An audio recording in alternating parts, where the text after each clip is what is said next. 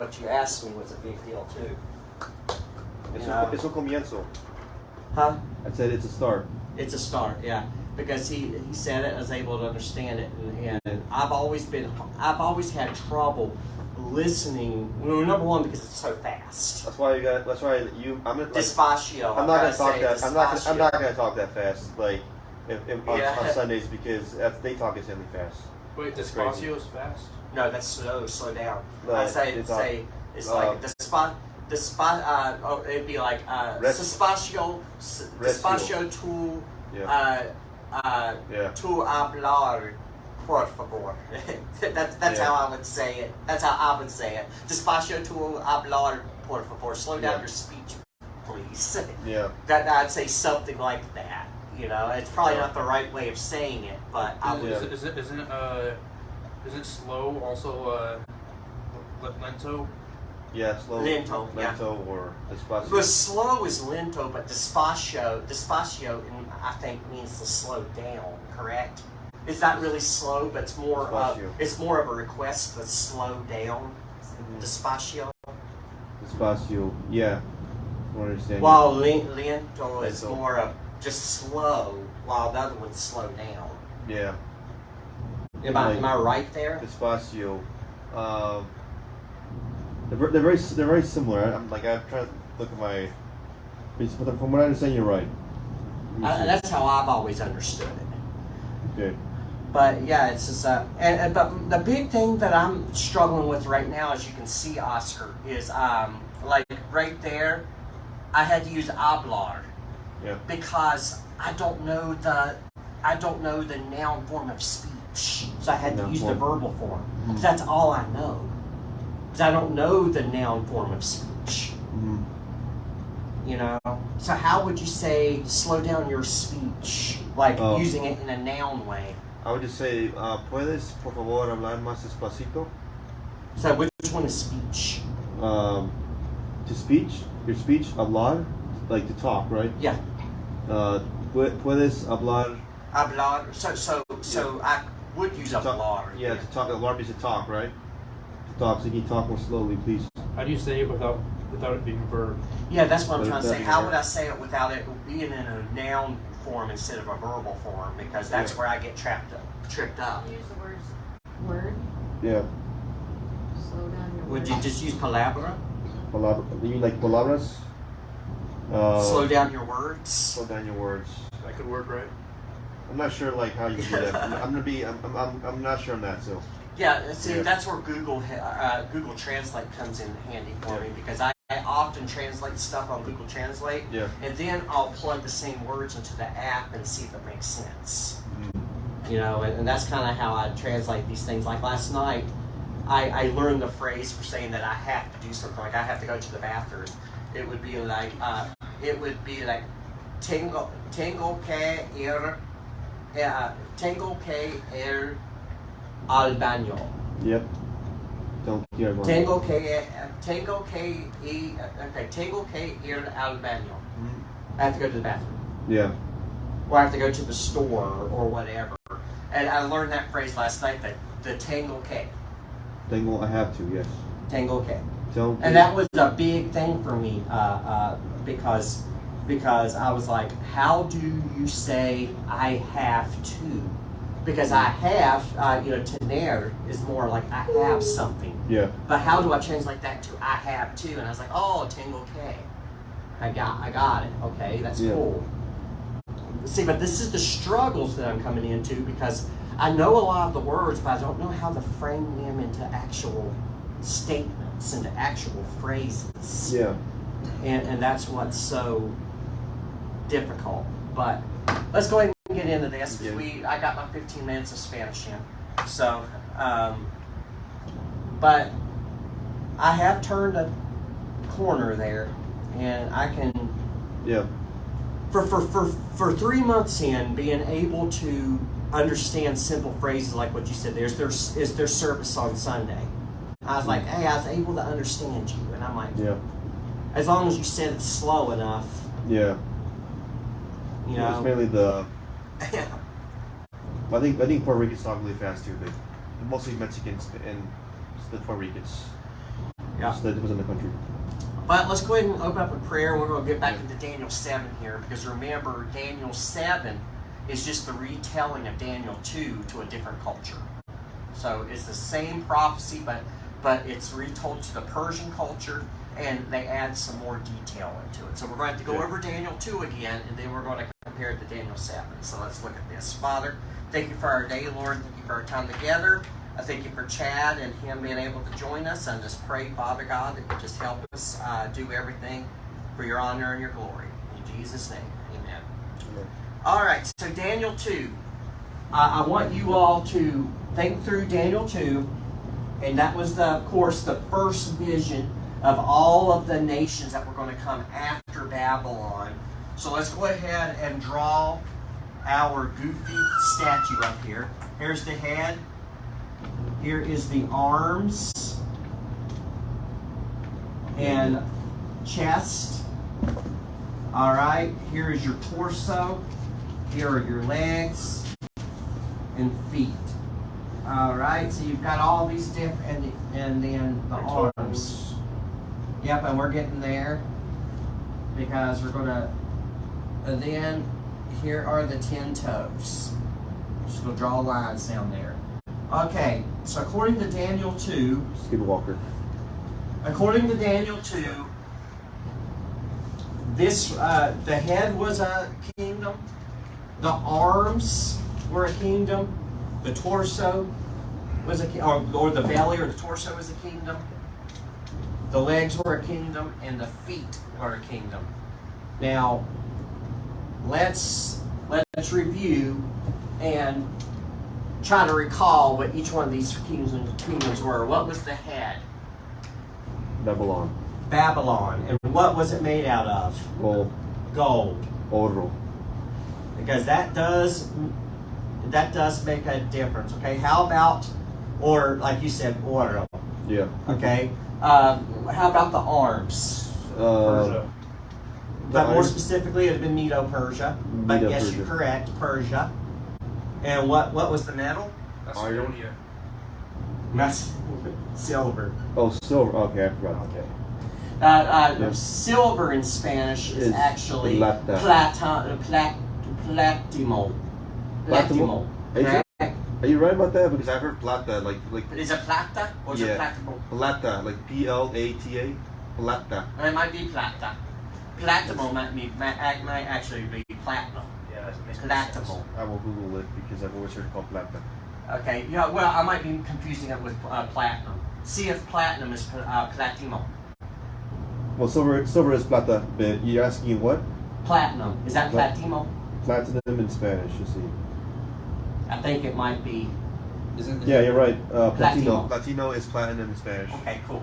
The platinum is not. Is that a metal? Yeah. Well, it's actually a very rare metal that costs more than gold. Okay, I had no idea. So. Platinum is a metal. All right. So now you got the belly, which was Macedonia. Greece.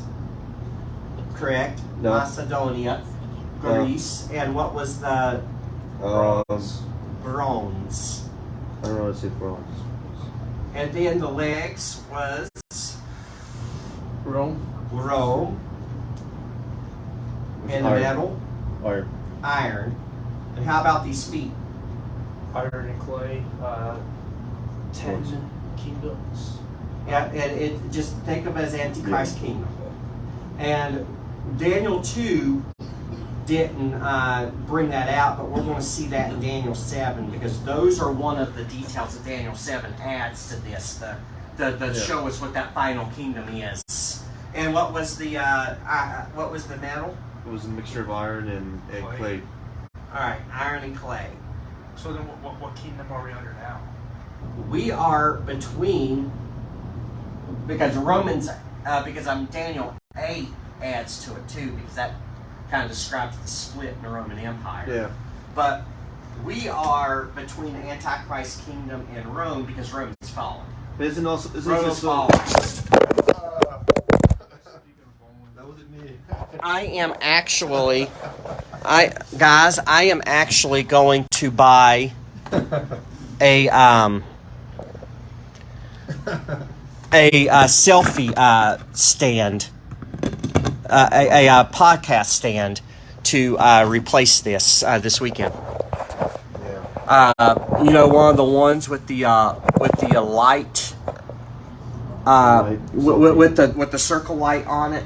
Because what I'm going to do is we're going to stand that up here so you can have the lighting and the camera focused on me, and then I'll have the mic that we're used for outreach with a little mic stand here, and it'll be Bluetooth to the phone.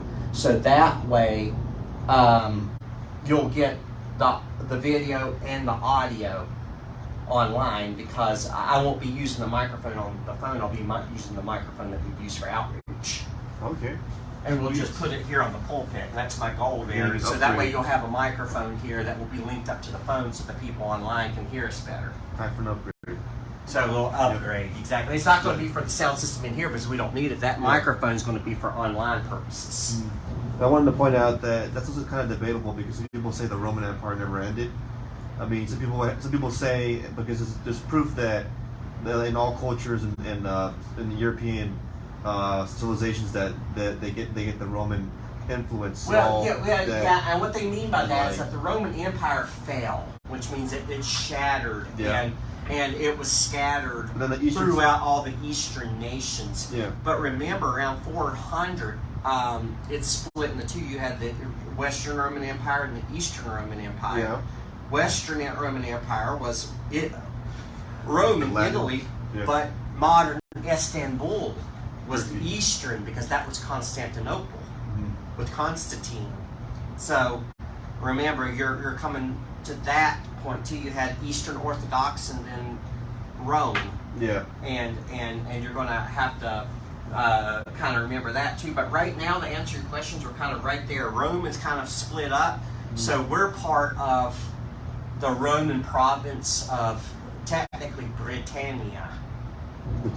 Because America was a colony of Great Britain, and back then in the Roman Empire, that would have been Britannia. Yeah. See, so we would have technically been Roman Empire. Technically. I think Oh no, I'm just saying technically, Chad. I'm saying we. None of this exists right now. Just look. Don't overthink this stuff. Okay. Don't overthink this stuff. Rome has fallen, and we're awaiting the final kingdom. None of this stuff exists at the moment. None of it. But if you wanted to put a label on it and stretch it out like some people do, like you were talking about, some people stretch it out.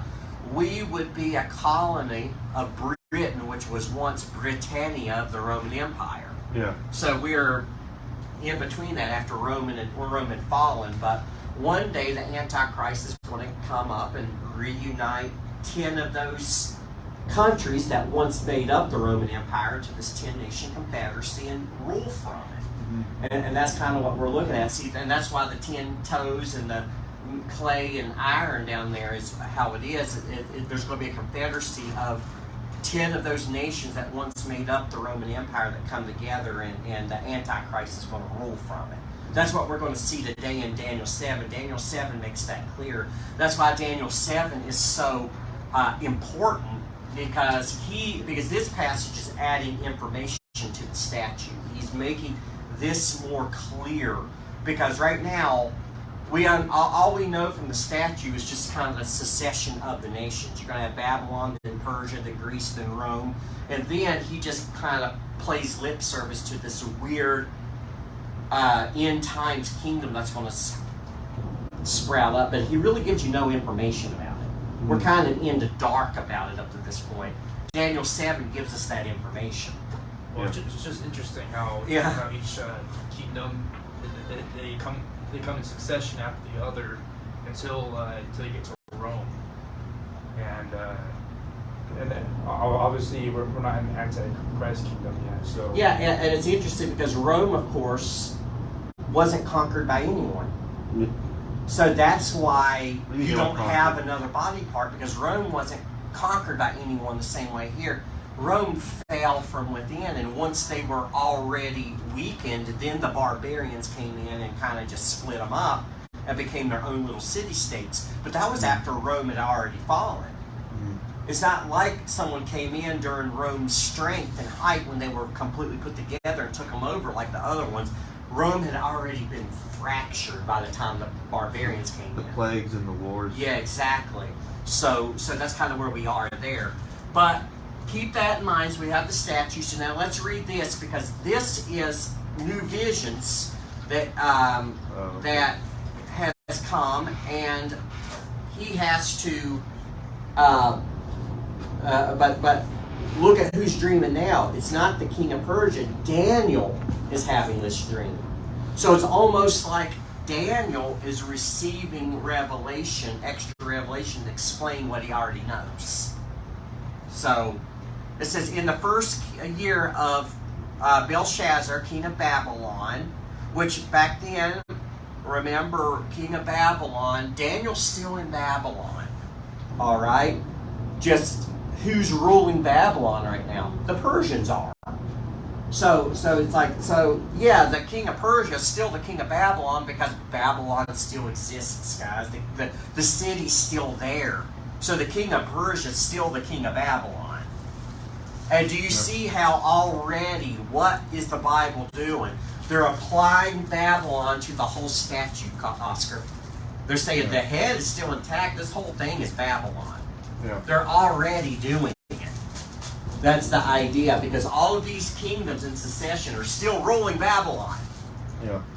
It's just, you just got a different kingdom kind of ruling it at the moment.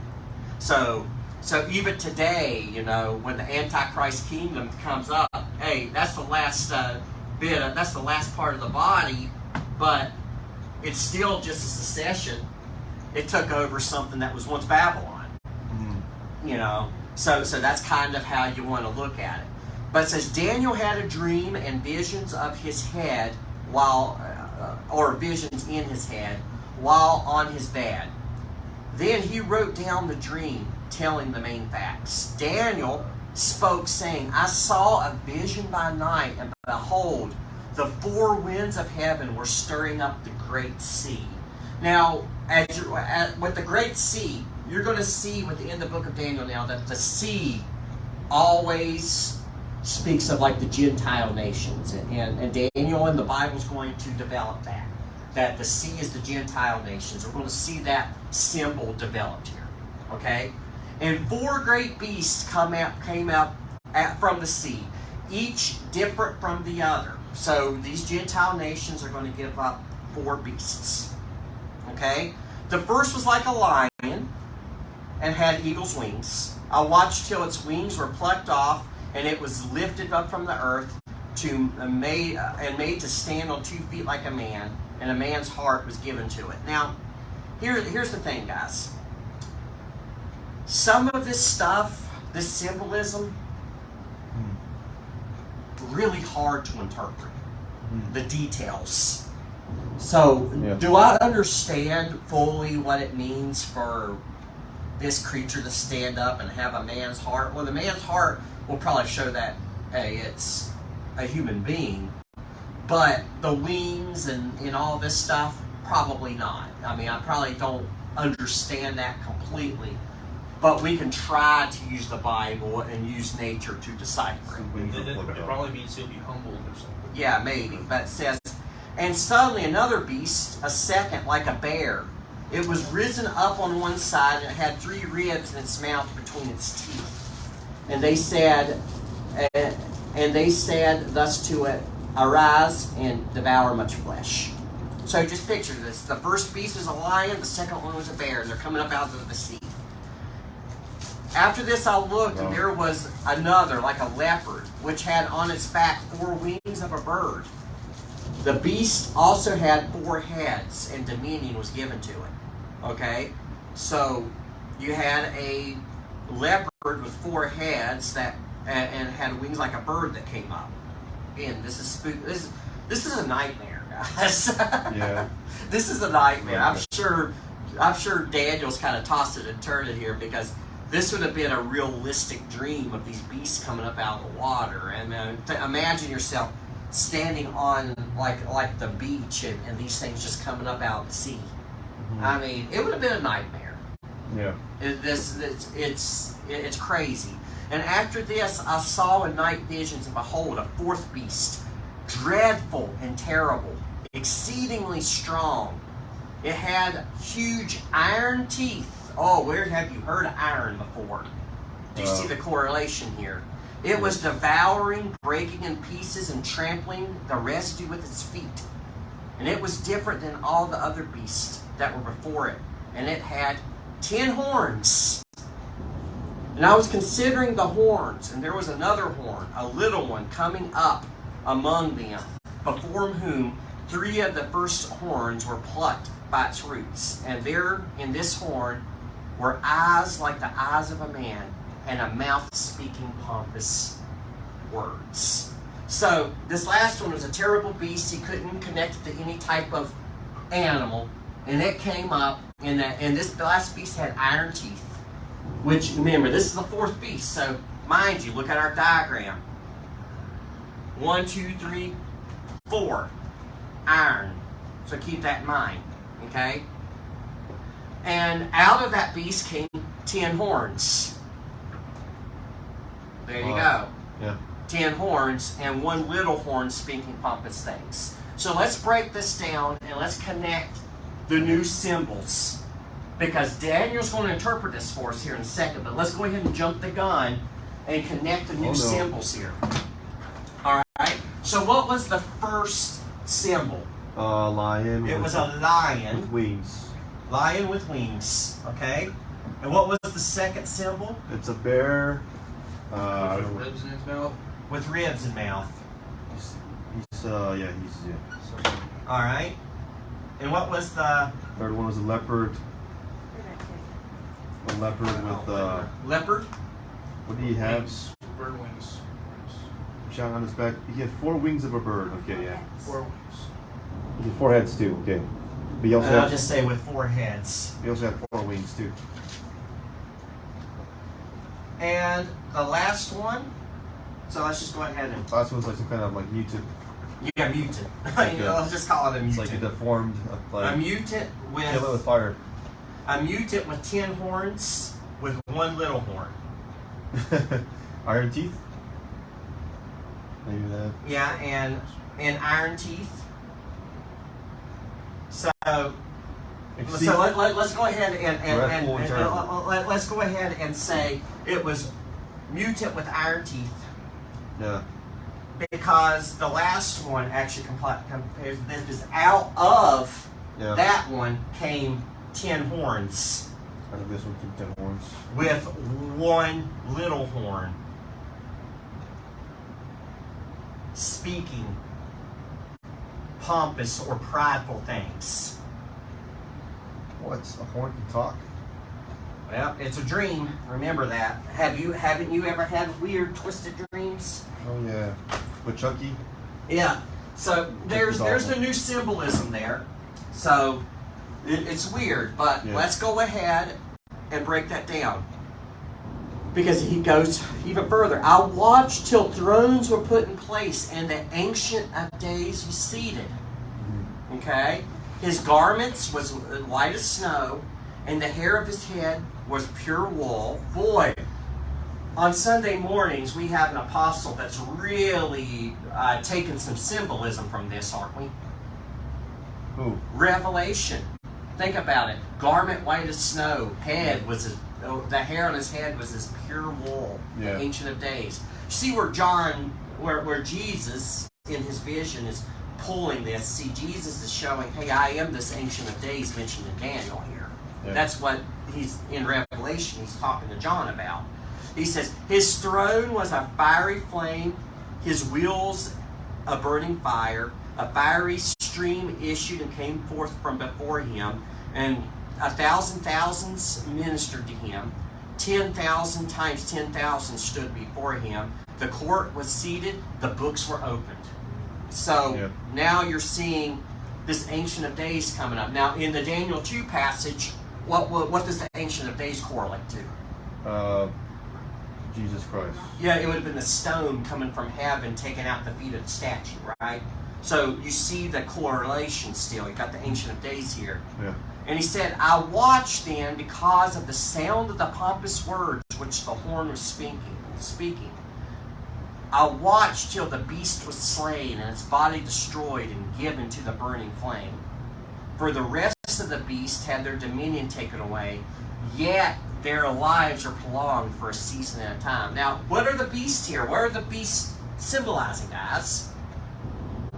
I'm jumping the gun, but look at the board. What are the beasts symbolizing? Nations. So the nations having their dominion taken away. The Ancient of Days takes away their dominion, which means takes away their power and their authority. Why? What is the Ancient of Days setting up according to Daniel 2? A kingdom. So he now has the dominion. He now has the authority. He has taken it away from the beasts. He has it. You know, and that's what that's saying here. Just like in this, the stone made without hands came out, took out the feet. The statue crumbled, and then he made a kingdom out of the rubble. It's the same imagery. He has ripped the dominion away from the beast, and now he has the dominion. It's the same exact imagery, just put a little bit differently here. Yeah, you just got to see the correlation. Remember, Daniel's going to interpret this for us. I'm just jumping the gun. So it's just like a different, different side of a coin. Like it's a different way of describing the same events. That's all that's going on here. You know, and he's just going to add more information to it because you didn't have anything correlating to the little horn in Daniel 2. No. The little horn here is new information that we've never had before. Mm-hmm. You know, so keep that in mind. Yeah. I was watching in the night visions, and behold, one like the Son of Man coming in the clouds of heaven. He came to the Ancient of Days, and they brought him near before him. Then to him was given dominion and glory and a kingdom. There you go. The Ancient of Days, the Son of Man, receives the glory and the dominion and the kingdom. That all peoples, nations, and languages should serve him. His dominion is an everlasting dominion which shall not pass away, and his kingdom is the one which shall not be destroyed. So, as you can see, when you add all of this to Daniel 2, he's just adding more information to it, okay? Now, here's Daniel interpreting his dream. I, Daniel, was grieved in my spirit within my body. Why? Because you just had a nightmare, guys. He wakes up and he's like, this is screwed up. Yeah. You know, this is some spooky junk going on here. I would probably have been rattled and grieved within my spirit too if I had this dream. You know? And the visions of my head troubled me. I came near to one of those who stood by and asked him the truth to all of this, which is probably an angel, because angels usually interpret dreams, and we're going to see that later on an angel comes down and interprets a later vision to Daniel. So that's probably what's going on here. The one that stood near him was probably an angelic being, most likely. And so he told me and made known the interpretation of these things. Those great beasts, which are four kings which shall arise out of the earth. Yeah. But the saints of the Most High shall receive the kingdom and possess the kingdom even forever and ever. So he said, okay, you got 4 kings, and then you've got the saints of the Most High that will possess those 4 kings. And it says, then I wish to know the truth about the 4 beasts, which was different than all the others, exceedingly dreadful. With the 4th beast that was different than all the others, exceedingly dreadful, with its teeth of iron and its nails of bronze, which devoured and broke into pieces and trampled the residue of its feet. Interesting. Just think about it. It's described as bronze and iron. Early on in the Roman Empire, what was it called? Before Rome completely took over. Where did Rome get most of their culture, guys? Iron. Greece. Nails of iron, of bronze, and teeth of iron. This is the Greco-Roman Empire. The Greco-Roman Empire. Because remember, Rome got most of their culture from Greece. Yeah. They got their wall from Greece. They got their buildings from Greece. They got their government from Greece. They hijacked Grecian gods and turned them into their own versions of gods. I mean, they really took over Greece in all respects. Mm-hmm. So Daniel's kind of bringing that out here. It has these claws of bronze but teeth of iron. You know, so it's kind of a mixture of the two, which is kind of cool. And it says, and the 10 horns that were on its head, and the other horn which came up before which 3 fell, namely the horn which had eyes, and the mouth which spoke pompous things, whose appearance was greater than its fellows. And I was watching, and the same horn was making war against the saints and prevailing against him, until the Ancient of Days came. And the judgment was made in favor of these saints of the Most High, and it came, and the time came for the saints to possess the kingdom. So it's saying here, these 10 horns that came up are going to be 10 additional kingdoms. But the little horn was making war until the Ancient of Days came back. So that's just implying that the little horn's a person too, speaking pompous things that makes war against the Ancient of Days when it comes to set up his kingdom. Mm-hmm. You know? So you have the Messiah coming back and this earthly king making war against the Messiah, in other words. That's what Daniel is saying here. And that's it first. And he said, and the fourth beast shall be the fourth kingdom on earth, which shall be different than all the kingdoms, and he shall devour the whole earth and trample it and break at the pieces, which is exactly what the Roman Empire did. I mean, the Roman Empire took over pretty much the entire known world at that time. The known world. I mean, there was people to the east and over here in the Americas that didn't touch, but the known world, it took over. And the 10 horns are 10 kings, who shall arise from this kingdom. So in other words, the kingdom is going to fall, and these 10 horns are 10 kings that are going to rise out of that kingdom. And that's why the feet were made of miry clay and of irons. They were partly held together and partly broken. They were fragile. It was a unity. They were held together, and they were made of iron because they were once part of that Roman Empire that had fallen apart. They had been kind of stitched back together. So these 10 nations rise up out of the former Roman Empire. That's what the text is saying there. And it says, and another shall rise after him, and he shall be different than the first ones, and shall subdue 3 kings. And this one that rises up, that little one, he shall speak pompous words against the Most High. So the little king that rises out of those 10 nations are going to speak pompous, arrogant words against the Most High. And he shall persecute the saints of the Most High, and shall intend to change times and law, and the saints shall be given into his hand for a time, and times, and half a time. Now, let me explain what times, time, and half a time simply means. I'm just going to simplify it, and you're going to have to take my words for it, because that's 3.5 years. Oh, I got it right. Yeah, that would be 3.5 years. A long time ago. So he's going to be ruling for 3.5 years. How do you get that? Where'd you get that from? Commentary. Okay.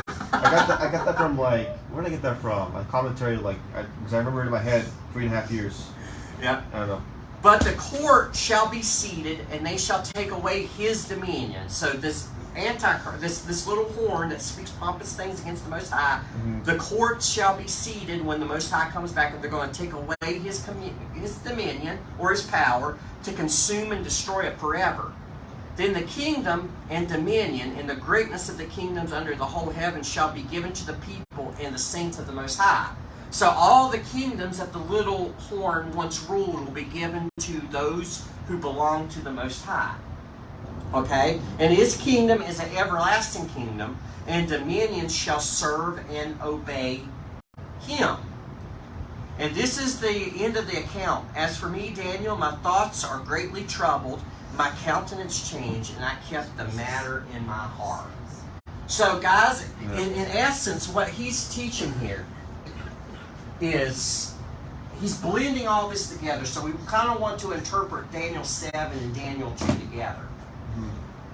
Babylon ruled. They were taken over by Medo-Persia, which were taken over by Greece, and then which were taken over by Rome. Rome is going to fall apart, and out of the ruins, 10 nations are going to come up, and they're going to be ruled by the Antichrist. Yeah. That's essentially what you're saying here.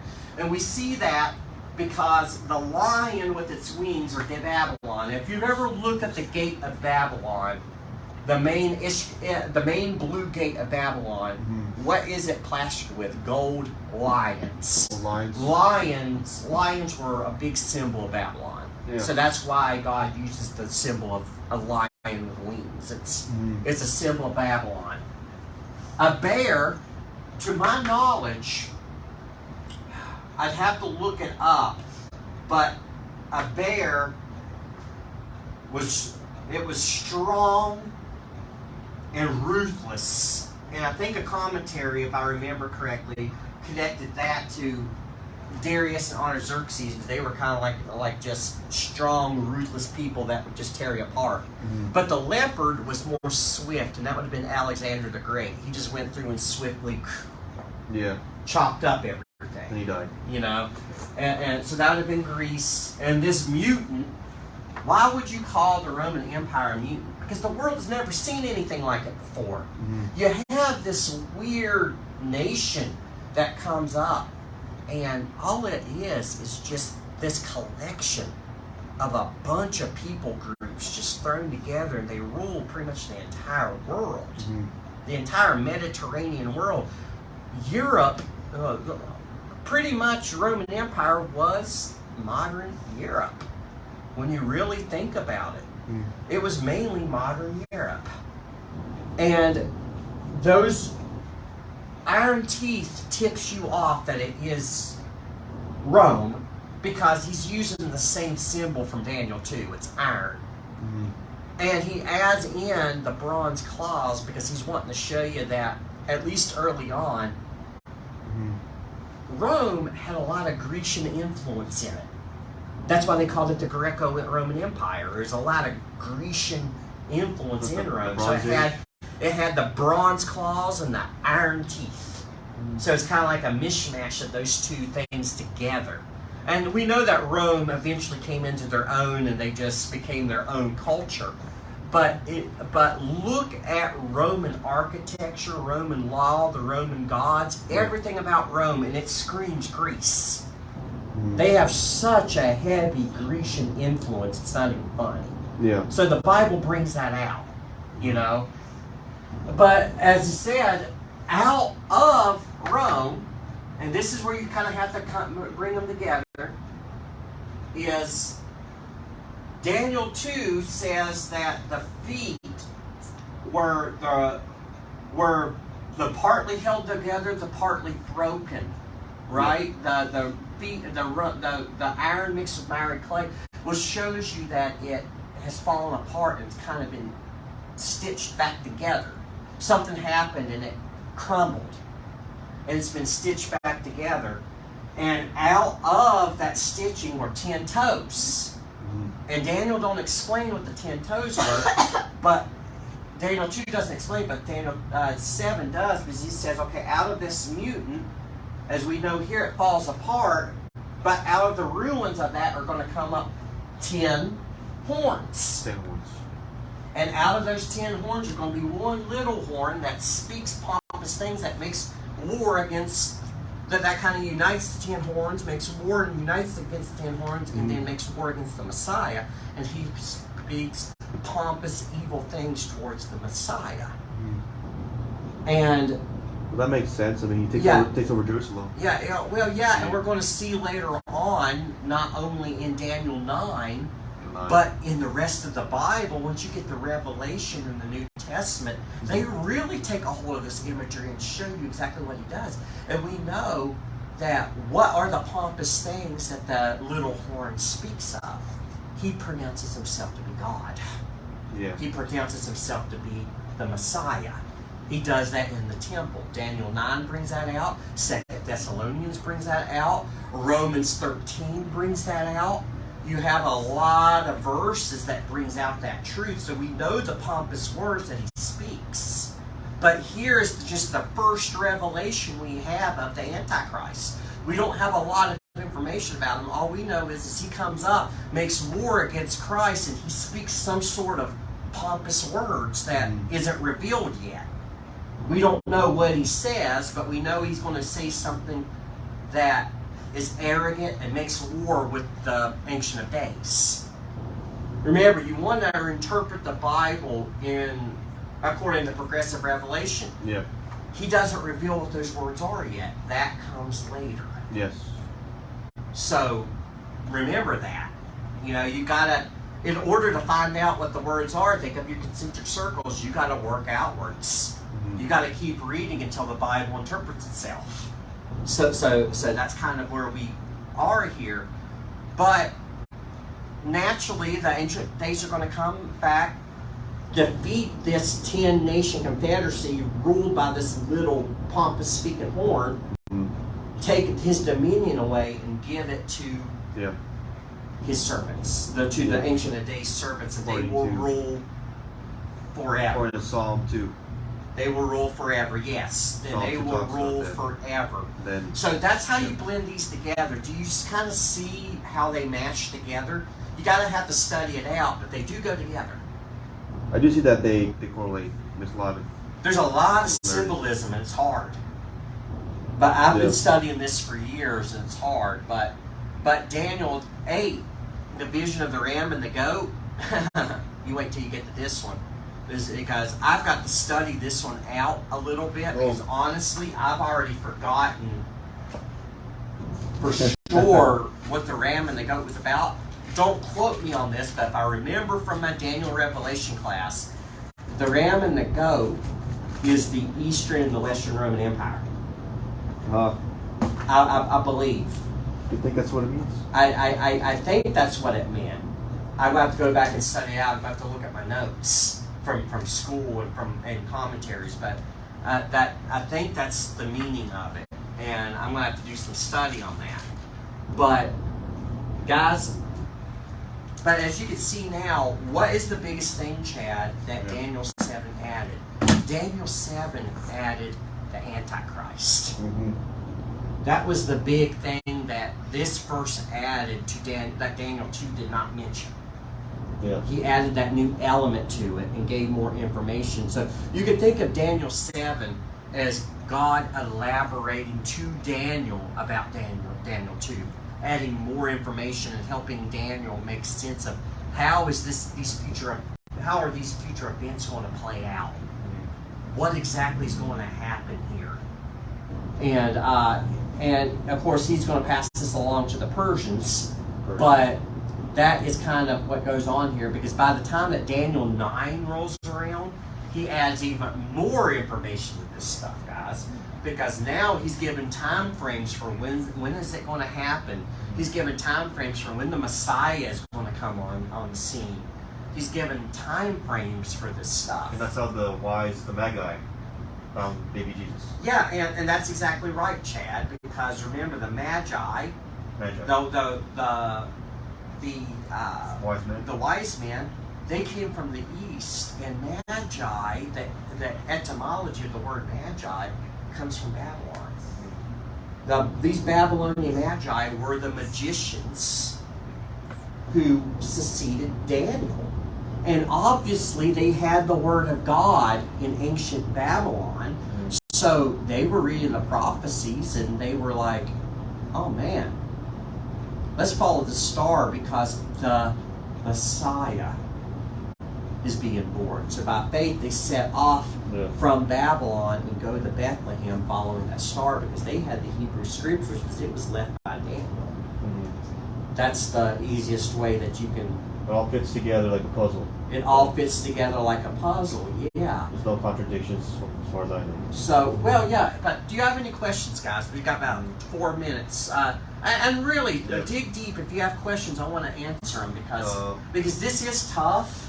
It fits together like a puzzle, but you can see the correlation in the symbolism and in the overall prophecy here. He's just adding to it.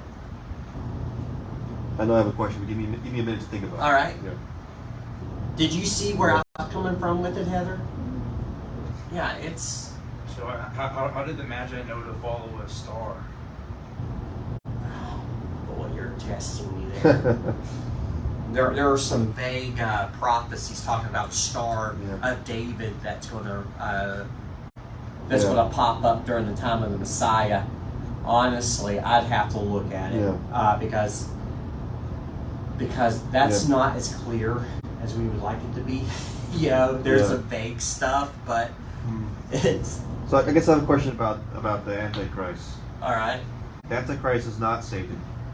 No, he's not Satan. Okay. Here's the thing here's the way that I want you to think of the Antichrist. We have just a few minutes. Okay. What's Satan's main goal? We went over it many times. He wants to counterfeit what? God. He wants to counterfeit God. So in the end times, you're going to see a fantastic counterfeit. Yep. You have what Daniel, and it's all mentioned in Daniel in Revelation 13. You have what's called the dragon. Satan. Which is Satan. Falls out of heaven. And then you have the Antichrist. A beast. Who proclaims himself to be God. The Messiah, which is so that's Satan. So right there. And then you have this person called the false prophet. And his goal, according to Revelation 13 and 14, is to convince people that the Antichrist is the Messiah. He's the Antichrist's right-hand man. He preaches false doctrine. He draws people to the Antichrist. The false prophet is the people who's trying to get people to take the mark of the beast. He's doing all that. Kind of like the John the Baptist. Well, no, because think about this. He prepares the way. Because the Antichrist receives his power Yeah. from the dragon, Yeah. and the false prophet tells people about the Antichrist, who you have a direct counterfeit. You have Father. You have Son. Yeah. You have Holy Spirit. It is a counterfeit of the Trinity, guys. And nothing like this has ever happened No, before. and do you see that though? You got a counterfeit of the Trinity there. Is the Antichrist going to be the son of Satan? He's going to be, Revelation 13 says that he's indwelled and possessed by Satan. Mm-hmm. Satan gives him his power. In fact, Revelation 13 says that the Antichrist is going to die and the dragon's going to raise him from the dead. Let's look at that. I got just enough time that we got to stop. Okay. Let's look at that. Beast from the sea. Isn't it interesting that he uses... Where did my thing fall? I saw something fall somewhere. But isn't it interesting that he's once again using the same exact imagery as Daniel 7 here? Mind you, the same imagery as Daniel 7. Yeah. The beast from the sea. Gentiles. It's the same symbolism, guys. Yeah. So keep that in mind. Then I stood on the sand of the sea, and I saw a beast rising up of the sea, having 7 heads and 10 horns. Here we go again. Wow. And on his horns 10 crowns, and on his heads a blasphemous name.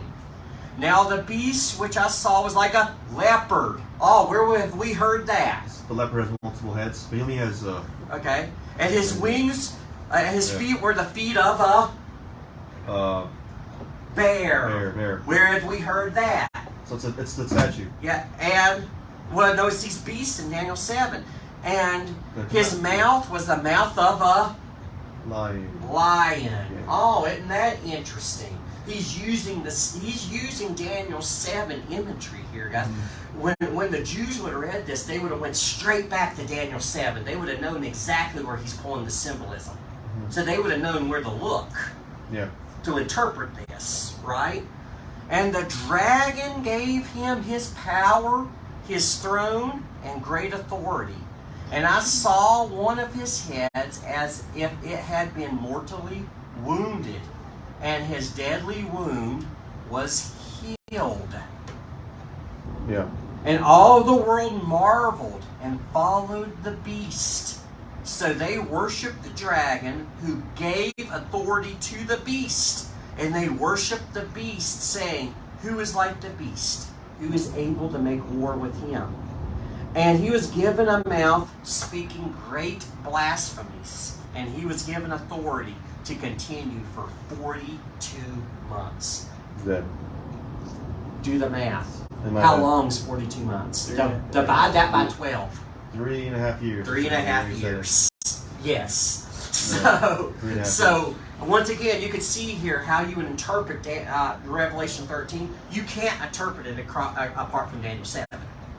You have to go back to Daniel 7, and the dragon, Satan, gave the Antichrist the power, and later on, if we keep reading, the false prophet will pop in and draw people towards the Antichrist. You got the Father, Son, and the Holy Spirit counterfeit here. This is the greatest counterfeit in the history of the world. And this is what's going to happen halfway through the tribulation. Halfway through tribulation. And the great blasphemies that the beast speak, what would that be? I am the Messiah. And Second Thessalonians brings that out. He proclaims himself to be God. Mm-hmm. And we know it's the Antichrist. Why? Because we know that he proclaims himself to be the Messiah because of the very name that they attach to the beast. They call him the Antichrist or the Anti-Messiah, or in the Greek that literally means false Messiah. Yeah. So whenever he proclaims himself to be God, he's literally proclaiming himself to be the false Messiah, and what signs accompany his profession? He's killed and risen from the dead. Mm-hmm. Everything about him is a counterfeit. You see, this is going to be some tough stuff in the end times, guys. It's going to deceive many. And I'm trying to get you to see, Oscar, that you cannot, as I told you before, Daniel and Revelation are a unit. You cannot interpret one without the other. Mm-hmm. You can't do it. And as you can see, in Revelation 13, Heather, how much Daniel 7 symbolism is in there. It's loaded with it. Absolutely loaded with it. And that's how you interpret it. So I hope that answers your question that no, the beast is not Satan. He's indwelled by Satan. He's empowered by Satan. Yeah. He's a counterfeit of the Messiah, and Satan is who gives him his power to draw people to himself. Yeah. And it's spooky stuff. Dark times come Dark times. But we'll go ahead and stop there. We're 5 minutes over. But any other questions? All right. Father, thank you for our time together, and thank you for the great discussion. I just pray that you help us stay safe and bring us back on Saturday. In Jesus' name, amen. Thank you guys.